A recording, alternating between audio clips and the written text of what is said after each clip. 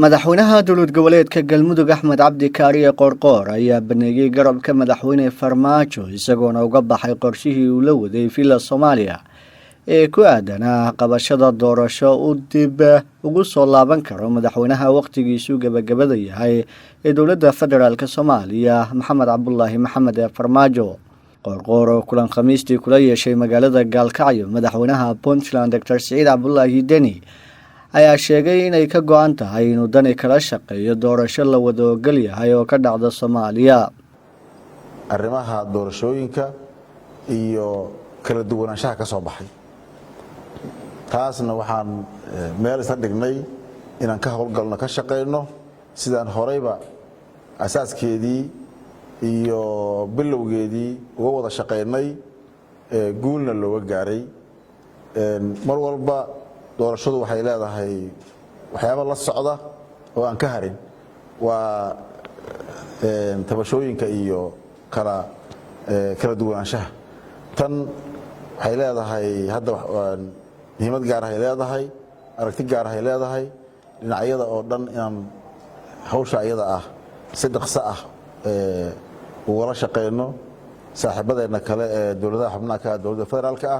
dowladda federaalka ah iyo dhinacyada kale oo tabashooyinku ay ka jiri karaanba inaan dhammaynteeda aan ka shaqeyno aad baan soo dhaweynay aragtiyo aan isleenahay insha Allah saaxiibadiin waa u gudbi kartiin oo waa la kala shaqeyn karaa oo waa lagu ku dhamayn karaana waa kaleen waxaan ka codsanaynaa uguna baaqaynaa dhinacyada oo dhan in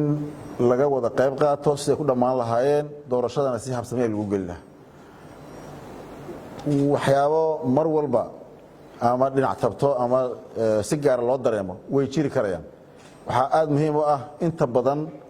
inaan u tanasulno ama loo tanasulo ama la ogolaado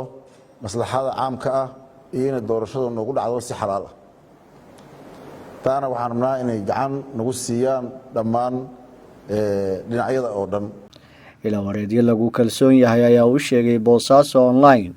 inuu qoorqoor uu taageeray qorshaha dowlad goboleedyada Puntland iyo Jubbaland iyo midowga musharaxiinta ee ku aadan doorashadu inay noqoto mid aan u janjeerin dhanka villa Soomaaliya meeshana ka saaraysa hamiga madaxweyne Farmaajo ee ah inuu si dhib yaraan ah ugu soo laabto dib wararka ayaa intaasi ku daray in qoorqoorka Galmudug iyo siciidaniga Puntland ay doonayaan in haddii villa Soomaaliya ay diido inay gacanta Jubbaland ku soo celiso gobolka Gedo lagu soo koobo hal magaalo deegaan doorashada xildhibaanada golaha shacabka baarlamaanka federaalka Soomaaliya taasi oo quusinaysa damicii madaxweyne Farmaajo ee ahaa inuu yeesho awoodda soo xulista xildhibaanada beeshiisa ee laga soo dooranayo gobolka Gedo si kastaba ahaatee tallaabadan uu madaxweynaha Galmudug Axmed Cabdi Kaariye Qoorqoor uu ku baneeyay garabka madaxweyne Farmaajo ayaa liicinaya hamigii saaxiibadiisa villa Soomaaliya ee ku aadanaa in dib uu u soo laabto madaxweyne Farmaajo isagoona xaqiijinaya in tartanku uu noqdo mid daahfuran oo ay u siman yihiin madaxweyne Farmaajo iyo musharaxiinta kale